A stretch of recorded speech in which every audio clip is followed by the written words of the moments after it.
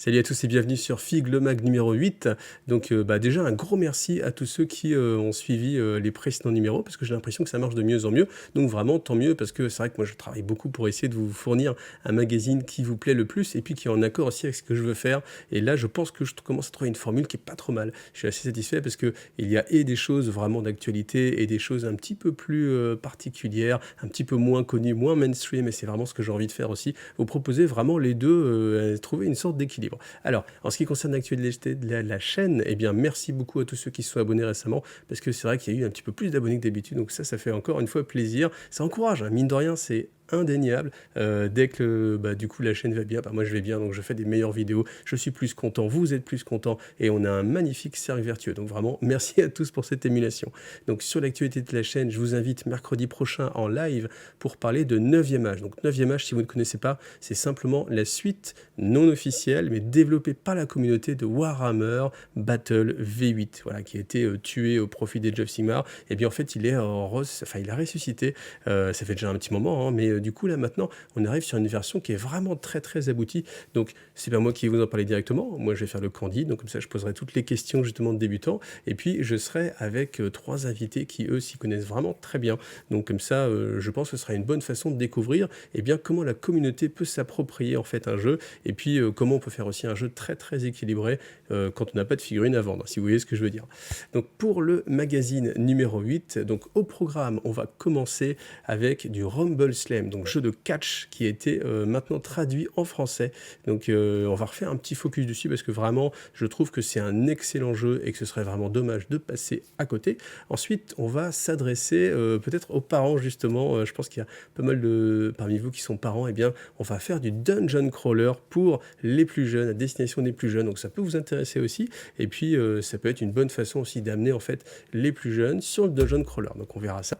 Ensuite, troisième partie, c'est une nouveauté que je vais introduire maintenant, c'est le best-of, Blast from the Past ou Retour vers le passé. En fait, j'ai tellement de vidéos depuis 4 ans d'existence sur la chaîne que c'est vrai que le robot YouTube en fait va toujours proposer de la nouveauté, de l'actualité, il va moins aller chercher évidemment des vieilles vidéos parce qu'il se dit qu'elles sont moins intéressantes. Et moi, je pense qu'il y a certaines anciennes justement vidéos qui sont très très intéressantes et j'ai envie d'aller comme ça les excaver, les ressortir et puis vous les remontrer, vous les reproposer comme ça rapidement pour que vous puissiez aller, pourquoi pas, les visionner si vous êtes tenté. Et puis on va terminer, enfin quasiment avec la malle au trésor qui va se rouvrir parce qu'on arrive à la fin du mois. Donc c'est le moment où vous allez pouvoir gagner des lots, hein, tout simplement sur la chaîne. Et on terminera avec la grosse actualité Games Workshop. Autant dire que le magazine va être bien chargé.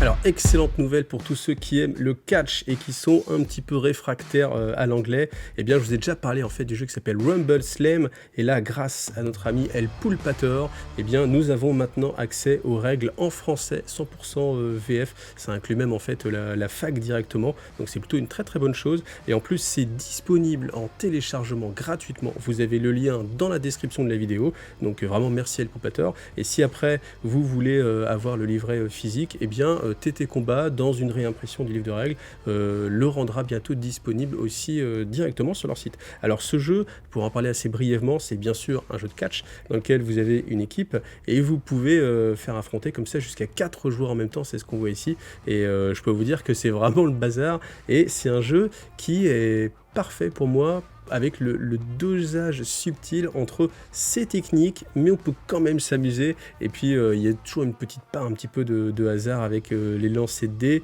qui font qu'on ne se retrouve pas sur un jeu trop en mode vraiment échec version jeté de dés. Là il y a vraiment un petit subtil équilibre qui moi vraiment me plaît beaucoup. Et puis si vous avez aimé War Machine ou ce genre de choses, ou encore le jeu avec les dinosaures là, comment il s'appelait, Monster Apocalypse, je trouve qu'on est vraiment typiquement dans ce genre de jeu où vous avez plein de moves différents. Tout le monde a accès à des petits moves généralistes, il faut savoir bien les placer, comment bien utiliser leurs ressources, et puis il faut aussi savoir utiliser les compétences propres de vos personnages. La constitution des équipes est vraiment très libre en plus. Dans les personnages, on va retrouver des choses qui sont issues du monde du catch, du monde de la pop culture, donc il y a vraiment beaucoup de choses. Et puis encore une fois, si vous voulez essayer, alors 2 possibilités, soit vous êtes curieux comme ça, vous allez regarder la vidéo live que j'avais fait où on fait une partie, alors c'est un petit peu mou, nous parce que c'est vrai que ça dure un petit peu longtemps, c'est en live, donc il n'y a pas de coupe.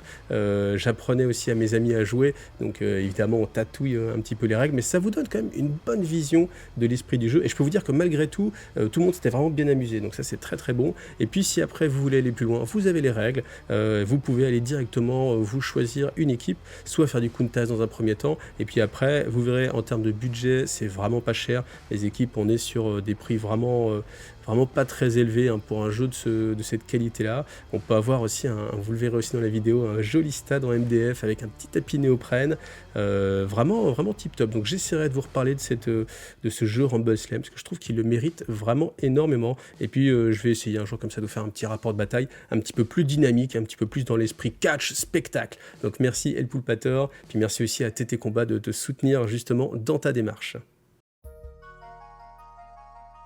Hey, salut Benoît, qu'est-ce que tu fais là, dis-moi? Qu'est-ce que je fais là? Dis donc. Je sais pas. Je suis venu montrer des jeux.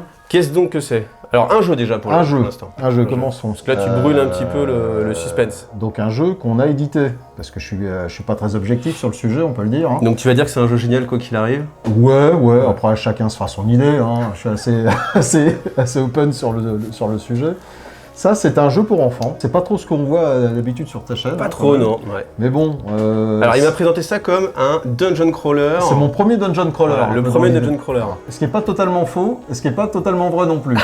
Pourquoi? On va prendre la partie vraie. Ouais, c'est ça. Parce que l'idée, c'est comme dans tout bon dungeon crawler, on va se déplacer dans un donjon, on va récolter de l'équipement pour aller bastonner le gros monstre qui est en haut de la tour à la fin. Donc ça, on respecte un peu les codes. Voilà. Le truc, c'est que comme c'est un jeu pour enfants à partir de 6 ans, on a adapté la mécanique aussi à des enfants de 6 ans. Donc on n'a pas mis de montée de niveau ou d'XP, enfin des trucs de ramassage à gérer. Ouais. Là, on a fait un truc sur lequel on va se déplacer à l'aide de dés, hein, donc soit on balance les dés, soit on fait l'addition des deux, soit on en sélectionne un des deux. En fonction de l'âge. Voilà, exactement. Ouais. Et puis on tourne dans le sens des aiguilles d'une montre et il y a des trappes. D'où le nom Patatrap Quest, c'était bien foutu quand même. Bon, Quest, il y a peut-être une petite référence, hein, mais avec juste comme ça. Chips Quest, je crois. Ouais. Qui voit la référence. C'est ça. Et donc, à chaque fois qu'on va se déplacer sur une trappe, le truc assez rigolo, c'est que on a des petits pions en forme de bâtonnets de sucette de glace. Hein. Voilà. Un peu de truc esquimau, là. Et puis, à chaque fois qu'on va se déplacer sur une trappe, hop, on va l'ouvrir. Et qu'est-ce qui se passe? Et c'est la magie du direct. Donc là, si on est assis juste en face, on va pouvoir se servir du miroir pour voir ce qu'il y a dans la trappe. Alors, on n'a même pas besoin de se faire un torticolis pour les personnes âgées comme nous. D'où l'intérêt du miroir. Voilà. Et donc, chaque trappe a un effet un peu différent. Donc il y a des trappes qui vont nous embêter, nous voler des trucs, nous renvoyer à tel endroit parce qu'il y a des monstres évidemment. Mais il y a aussi des trappes qui nous permettent de récolter du matos, du matériel pour affronter le boss. Donc en fait on regarde là sur la carte ici, on voit ce qu'il faut comme objet pour l'affronter à la fin. Donc il y a 3 objets différents. Une épée, des sous. Ouais, parce que le dragon a des pognons. De l'or. C'est le dragon, ça. Et un arc, ouais, exactement. Ça, c'est le gros boss final, hein, parce qu'il y a 5 autres boss. Alors pourquoi il y a plusieurs dragons? Vas-y, pourquoi il y a plusieurs dragons? Tout simplement parce que pour vaincre le boss final, il faut que tu lui aies porté 3 coups. Et donc, quand tu vas arriver sur la case finale ici pour l'affronter, donc avec tes petits points, hein, ou alors avec tes petites épées, voilà, c'est ça, tu vas piocher la première carte et la première carte va te dire ce dont tu as besoin pour porter ton coup. L'épée. Si tu as une épée dans ton matos, tu défausses le jeton, hein, admettons, voilà, je défausse le jeton, et j'ai porté un coup au dragon. Le but du jeu, c'est d'en porter 3. Le premier d'entre nous, ou la première qui porte 3 coups, remporte la partie. Et le côté dungeon crawling, on va dire, c'est qu'on est carrément dans de l'exploration de donjons, c'est-à-dire on va fouiller, on va récolter du matériel pour affronter les monstres, et en fait, le truc, c'est que, comme c'est dans un donjon qu'on connaît pas, on n'a pas de GPS à l'époque, hein, ni de guide du routard des donjons, et ben on va se paumer un peu. Donc il y a un petit côté mémoire qui rentre en ligne de compte. Hein, donc c'est pour ça que c'est aussi adapté aux enfants, pour le coup. Quoi. Donc voilà, c'est un peu mon premier dungeon crawler, même si tous les codes n'y sont pas, pour enfants, à partir de 6 ans, mais c'est vraiment un jeu adapté pour les enfants. Et l'intérêt, c'est que s'ils accrochent, après, tu les emmènes dans la figurine. C'est ça. Eh ouais, on est des malins, nous. Parce que j'avoue, mon péché mignon, c'est un peu la figue aussi, hein, quelque part. Donc en fait, quand on édite des jeux, je le fais pas exprès, hein, mais parfois je pense aussi un peu à ça, aux parents qu'on est, en fait, hein, tout simplement, et puis ce qu'on veut... Non, mais c'est vrai, on veut le meilleur pour nos enfants. Bah ouais, le dungeon crawler. Pour les éduquer dans la vie, quoi. Il y a 5 boss différents, il y a un roi sorcier, Il y a Cheloup l'araignée, parce qu'on a fait évidemment des jeux de mots pourris. Cheloup l'araignée, Smoke le dragon tout rouge. Il y a un vampire et il y a un loup-garou en fait, quoi. Et en fait, ça change la répartition, le nombre d'objets et la répartition des objets.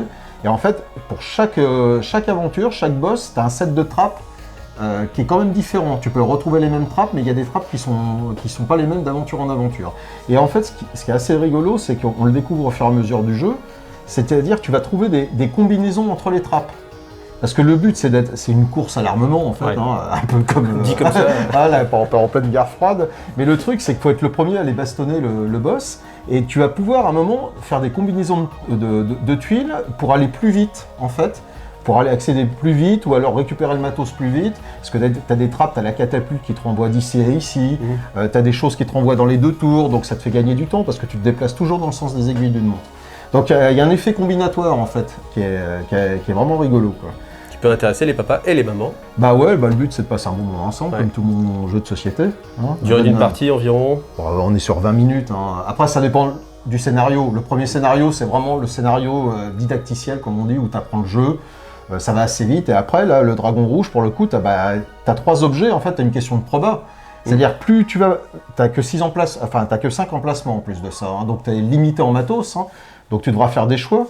Donc, soit t'en prends beaucoup et tu vas un peu plus tard et tu as plus de chances de bastonner, soit tu vas un peu la fleur au fusil, mais si tu n'as pas l'objet requis, tu es renvoyé au départ ici. En fait, tu es bouté, mais tu gardes ce que tu avais affronté quand même, quoi. Donc, et alors, ce petit familier pour terminer. Alors, le petit familier, c'est la petite touch en plus, c'est-à-dire que là, il est réveillé, comme on le voit. Quand on lance nos dés, alors on peut se dire, il n'y a que du hasard, etc. Bon, déjà, sur les dés, soit tu fais la combinaison des deux, la somme des deux, soit tu choisis un des 2 dés. Ok. Donc le hasard est un peu maîtrisé. En plus de ça, si t'es pas content ou contente de ton jet de dés, hop, tu retournes ton familier qui s'endort et tu as le droit de rejeter les dés.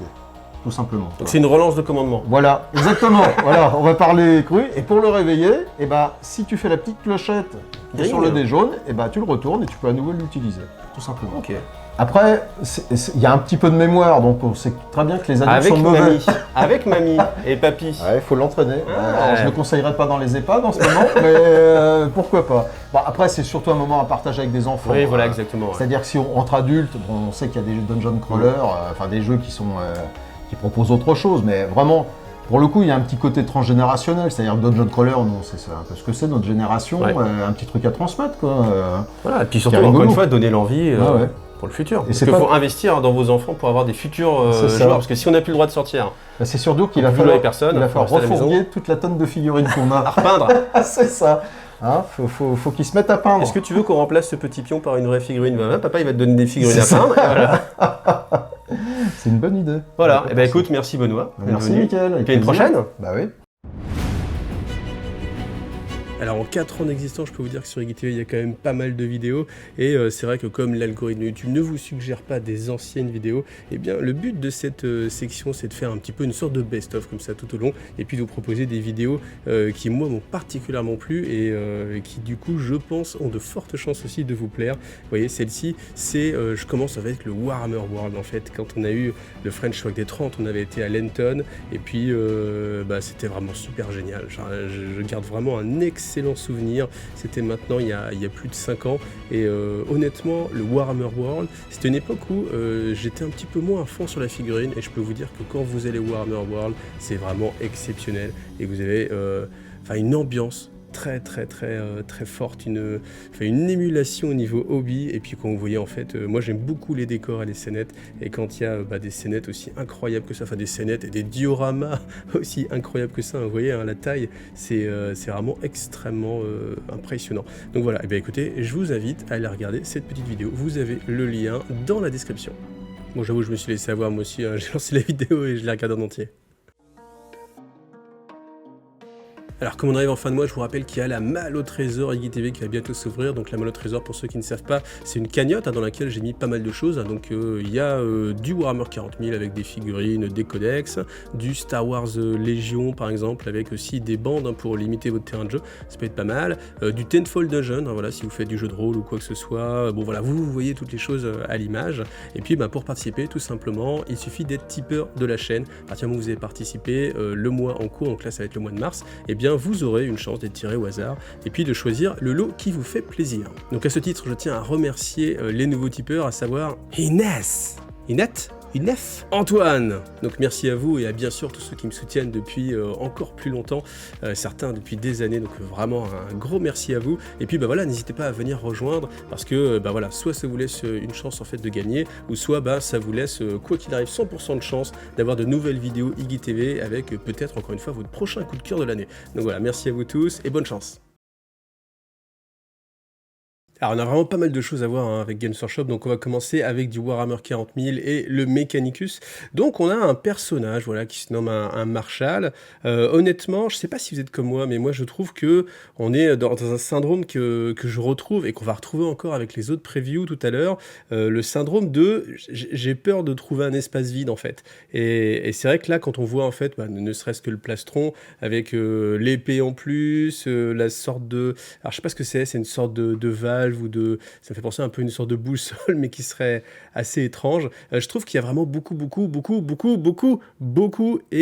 détails. Et autant, des fois, c'est un avantage, et autant, j'ai le sentiment, je sais pas si c'est un sentiment que je suis seul à avoir, mais j'ai le sentiment que maintenant, Games Workshop, ils en mettent limite trop, et qu'il y a un petit peu overdose de décor, enfin de détaillage en fait, et de décoration, voilà, c'est le mot que je cherchais. Et je trouve que des fois, c'est pas forcément nécessaire. Et je me demande s'il n'y a pas une sorte de volonté en fait de lutter contre tout ce qu'on peut voir en impression 3D. Peut-être que je m'égare, mais j'ai vraiment ce sentiment-là où c'est vrai qu'on est à un moment donné où ce qu'on trouve en impression 3D, ça devient vraiment tellement détaillé que les sculpteurs de games se disent bon ok, faut qu'on monte. Nous aussi, on est apte à mettre blindé de détails sur les figurines. Et pourquoi ça me gêne un petit peu, c'est parce que c'est vrai qu'au niveau de la lisibilité, je trouve qu'on perd en lisibilité et je trouve aussi qu'en termes de peinture, on va être moins efficace. Et je sais pas si vous avez vécu ça, mais quand vous retombez sur une figurine, par exemple, Hazel Free Model, ce genre de choses, il y a un moment donné, on est content que la figurine soit beaucoup plus simple à peindre parce qu'on y passe beaucoup moins de temps.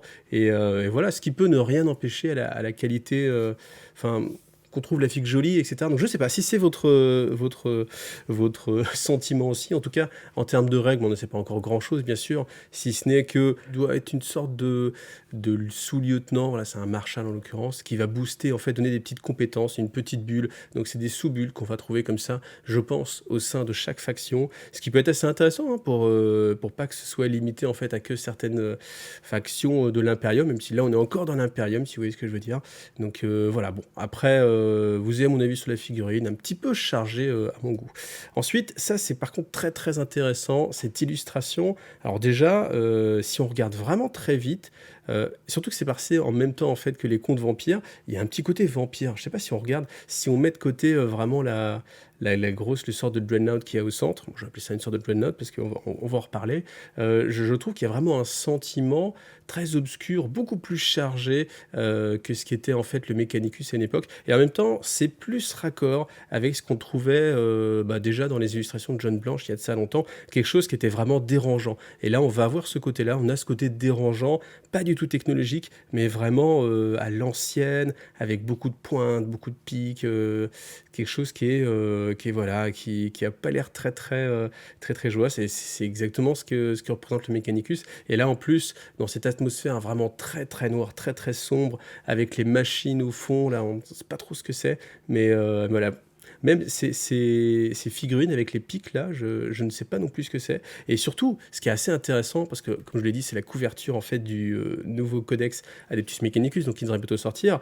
Je ne pense pas qu'ils vont mettre en couverture une figurine qui ne serait pas justement quelque chose qui allait sortir. Donc, on va avoir une sorte de Dread Knight peut-être. Il y a ce côté-là. En tout cas, c'est un grand prêtre de la machine. On reconnaît quelques éléments. Je repasse sur la version un peu plus grande. On a quelques éléments encore biologiques avec les mains comme ça en signe de prière. Après, tout le reste est très mécanique. Il y a vraiment beaucoup de choses. Hein. Quand on regarde le dos est vraiment très chargé. Il y a une sorte de cuirasse, un petit peu à l'image de ce qu'on a sur Belisarius Call, mais encore plus poussé. Et voilà, donc je suis vraiment curieux de voir cette figurine quand elle va sortir. Je pense qu'on va avoir le droit à une sorte de super Dreadnought Adeptus Mechanicus, donc ça laisse présager de bonnes choses, parce que c'est vrai que là, pour revenir sur le Codex Drukhari qui ressort, on n'a pas eu beaucoup de nouveautés, hein. On a eu que la resculpture de Lilith Esperax, bon, c'est un petit peu faible, hein. Si vous êtes joueur de Drukhari, moi, à votre place, je me sentirais un petit peu déçu.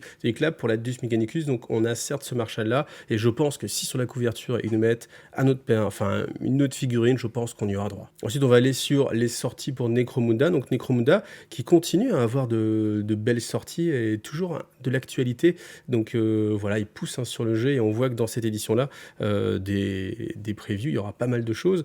Donc les rédemptionnistes, voilà, avec un style très très old school. Là, on est vraiment sur ce qui se faisait à l'époque. Enfin, on n'est vraiment pas dépaysé. Là, il n'y a aucune façon de les confondre avec une autre faction. Donc voilà, après, bon, j'avoue que personnellement, c'est pas la faction qui m'attire le plus, loin de là. Voilà, pour les figurines, représentent bien ce qu'ils doivent représenter. Donc si vous aimez ce style-là, bah, je pense que vous êtes aux anges, j'espère. Voilà, et puis l'autre information, c'est Ivoire, qui est une nouvelle boîte encore, je dirais, sur Necromunda. Alors on a eu quoi? On a eu un Necromunda qui ressortait. J'avais envie de refaire un petit peu l'historique. Donc au début, comment c'est passé? Il y a eu Shadow War Armageddon qui était fait avec les règles de Necromunda ancienne version, et tout le monde pensait que ça allait être le nouveau Necromunda. Voilà. Sauf que très peu de temps après est sortie la boîte Necromunda Underhive, avec justement les Escher et les Goliaths, où là on s'est dit, ah ok, donc non, finalement c'était pas Necromunda, donc on aura bien un Necromunda estampillé Necromunda dans le nom, sauf que c'était en 2D. Et l'idée, c'est bien sûr que Necromunda, ce qui faisait rêver les gens, c'était de jouer en 3D. Au-delà de simplement avoir une boîte de jeu qui s'appelait Necromunda, c'était vraiment, je joue en 3D. Et là, on était sur quelque chose qui était en 2D, et il fallait racheter un bouquin en plus pour avoir accès à la 3D. Donc, c'est une boîte qui, à mon avis, ne touchait pas vraiment sa cible, et les ventes voilà, hein, le signifie aussi, c'est quelque chose qui n'a pas vraiment bien marché. Après, récemment, ils ont ressorti une nouvelle version où là, on avait de la 3D avec une grosse boîte à... je sais plus combien elle coûtait. Je retourne voir, je l'ai plus en tête, mais je crois que c'était plus de 200 euros. Plus de 200 euros, ça c'est certain. Et là aussi, ça n'a pas touché sa cible parce que le prix était incroyablement élevé. Et certes, les décors étaient formidables, enfin ils le sont toujours en l'occurrence, mais c'était un budget pour un jeu d'escarmouche qui était vraiment pas donné.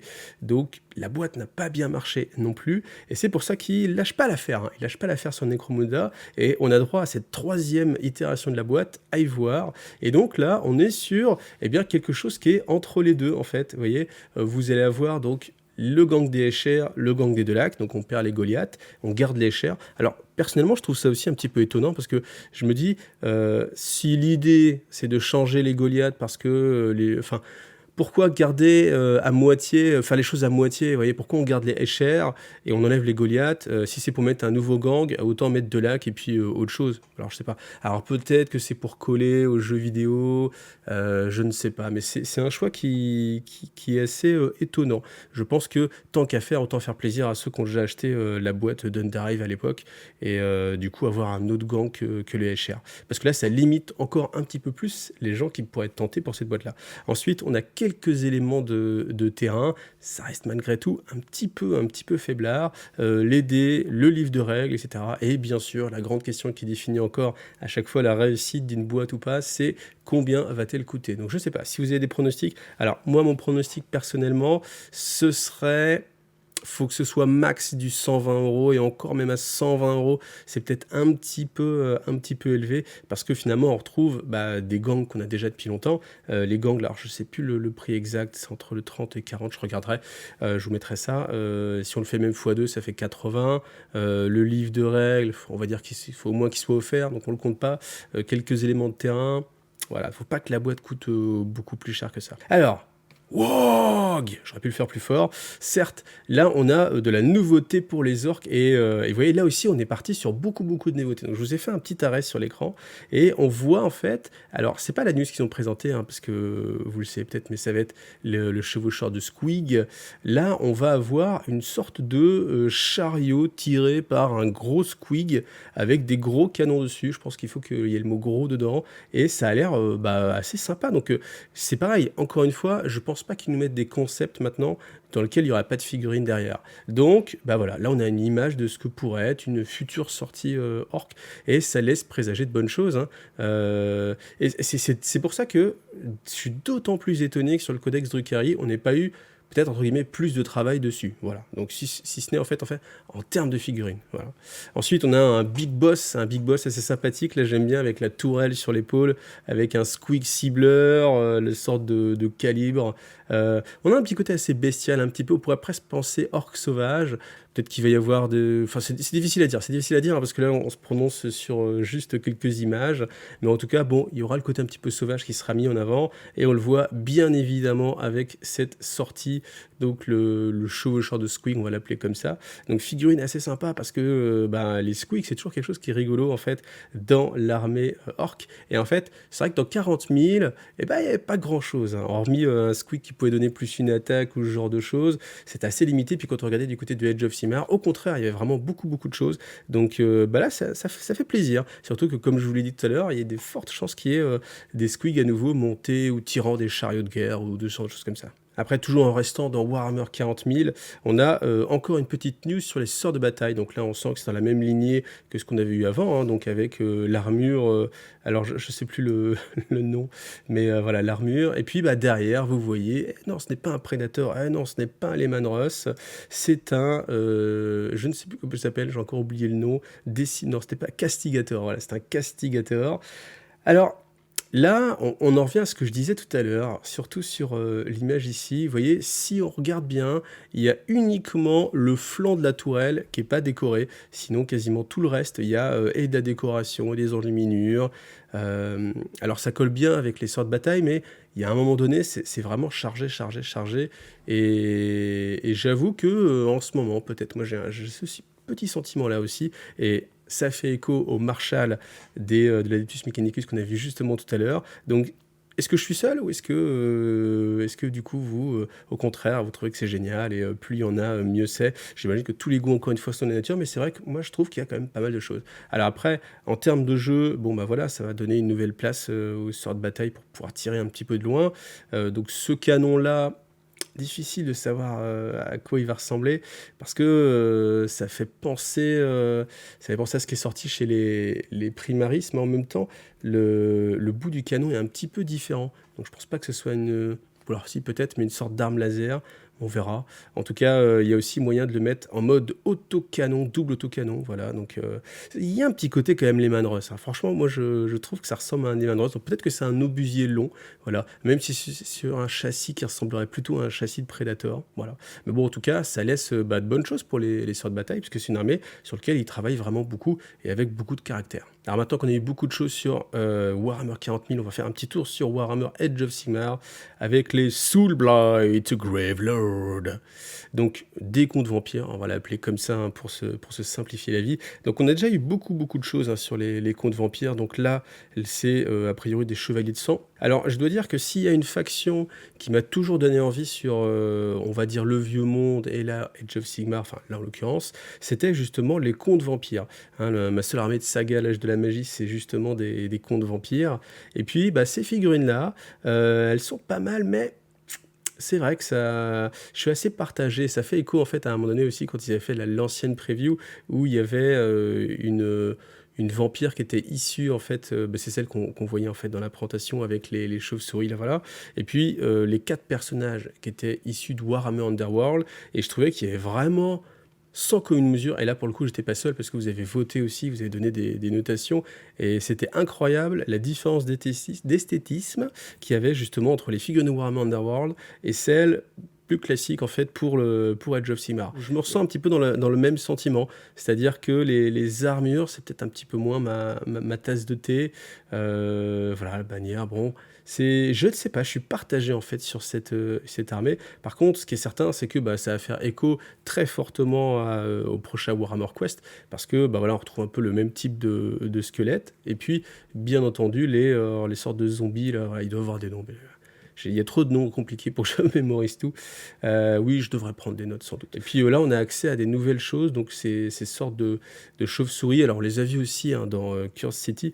Donc, c'est pour ça que tout va sortir, à mon avis, vraiment ensemble. Et puis, la boîte de Warhammer Quest, elle va vous donner envie sans doute de jouer les contes vampires. Donc, l'armée contes vampires va sortir en même temps. Donc, du coup, ici, il y aura du Warhammer Underworld avec la cour des vampires, je ne sais plus comment ça s'appelle. Et donc, moi, j'aimerais bien du Warcry, hein, tout simplement. Donc, s'il y a une liste quelque part qui paraît dans le White Dwarf ou quoi que ce soit, pour pouvoir jouer justement les contes vampires à Warcry, là, par contre, là, vous êtes, là, je prends, j'achète. Après, on va terminer sur l'illustration, voilà, pleine page, allez hop, je vous enlève ma tête, tac.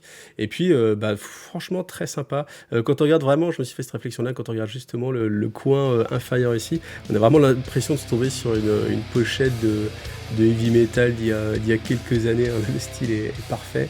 Et puis ce qu'on peut regarder ici, c'est ce dragon là, dragon vampire ou dragon mort-vivant. Je pense en effet qu'il y aura une nouvelle figurine aussi, et c'est sympa d'avoir comme ça quelques informations et de se dire voilà, il y a des choses qui viennent encore, et voilà, tant mieux, tant mieux. Et on termine avec les Ossiarch Bone Reaper version Warhammer Underworld. Donc voilà, 1, 2, 3, 6 combattants, c'est quand même pas mal. Donc là, on imagine aussi qu'il y aura peut-être des façons de faire bouger beaucoup plus de combattants d'un seul coup.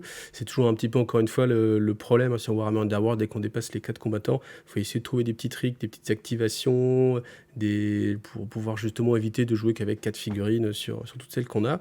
Alors clairement, niveau style, en voyant ces figurines, je me suis dit, bon, clairement, c'est pas ma tasse de thé, et d'autant plus que toute la 4e saison de Warhammer Underworld, je trouve que les figurines sont vraiment exceptionnelles, et vraiment, j'adhère à chacune des factions qui est sortie, surtout encore une fois les contes vampires magnifiques, et là pour le coup les Ossiarch pas du tout, donc bon bah voilà, on peut ça peut pas tout aimer, hein, j'ai envie de dire, comme ça ne peut pas plaire à tout le monde, mais on note quand même qu'il y a certaines références qui font beaucoup plus l'unanimité que d'autres. Et voilà, on est arrivé au bout, j'espère que cette nouvelle formule encore un petit peu enrichie vous plaît, et puis si c'est le cas, n'hésitez pas bien sûr à vous abonner, toujours à liker les vidéos, à commenter, hein, j'essaie de répondre le plus possible, et puis bien sûr, si vous avez envie, essayez de participer au Tipeee, comme ça vous avez encore une chance de gagner la malle au trésor, et puis de faire progresser la chaîne encore vers l'infini et au-delà.